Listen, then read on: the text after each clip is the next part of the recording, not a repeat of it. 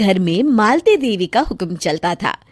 अपनी बड़ी बहू को वो टीवी के रिमोट की तरह कंट्रोल करती थी। चलो, देर हो रही है। 12 बजे से पहले लड़की वालों के यहाँ पहुंचना है। हाँ हाँ, चलती हूँ।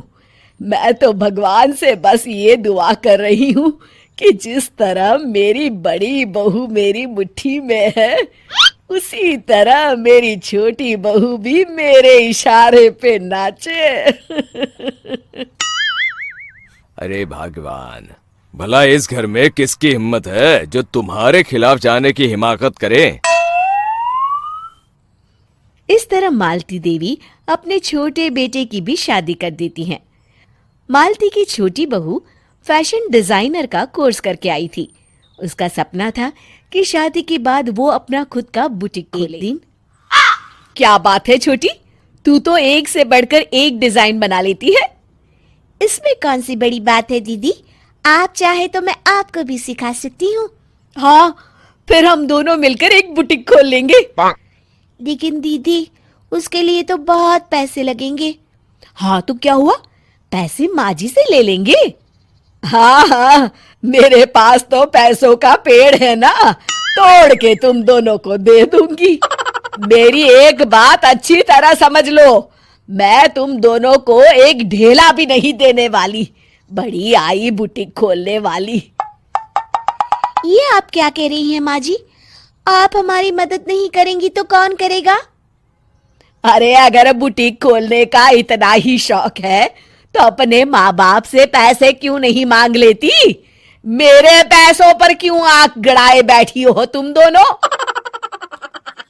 इस तरह अपने इरादे स्पष्ट करके मालती देवी वहां से चली जाती है। अरे ये क्या दीदी, माँ जी तो साफ मुकर गई। अब हम क्या? तू चिंता मत कर, बुटीक तो खुल के ही रहेगा। कहते हैं कि घी जब सीधी उंगली से नहीं निकलता तो उसे उंगली टेढ़ी करके निकालना चाहिए। माँ जी अपने आप को समझती क्या है? पूरी सोसाइटी जानती है कि माँ जी ने अपनी सास को घर से निकालकर उनकी दौलत पर कब्जा कर लिया है। हाँ दीदी, अब तो जैसे को तैसा करना पड़ेगा। फिर दोनों बहुएं मिलकर एक साजिश रचती हैं। एक दिन, अरे नालायक, जरा ठीक तरह से पैर दबा, बिल्कुल मजा नहीं आ रहा। खाने पीने में तो कोई कसर नहीं छोड़ती। तभी वहां बड़ी बहू हाथ में एक फॉर्म लेकर आती है। माँ जी, आपके लिए एक खुशखबरी है। सरकार सब हर महीने 10,000 रुपये पेंशन देने वाली है। अरे ये क्या कह रही है तू? क्या सच में मुझे हर महीने घर बैठे 10,000 रुपये मिलेंगे? हाँ माँ जी, दीदी सच कह रही है। कल टीवी न्यूज में इस बारे में बता रहे थे। बस आप ये फॉर्म पढ़ के इसे भर दीजिए और अपने दस्तखत कर दीजिए। मैं इन्हें ले जाकर जमा करवा देती हूँ। अरे नालायक, बड़ी कामचोर है तू। इस बुढ़ापे में कहा तुम मुझसे फार्म भरवा रही है, खुद ही भर ले। मैं दस्तखत कर देती हूँ। ठीक है माँ जी।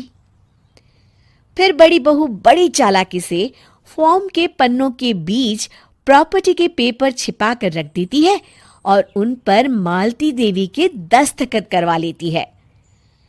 कुछ दिनों के बाद मालती देवी अपने पति के साथ के लिए अपने एक रिश्तेदार के यहाँ जाती है।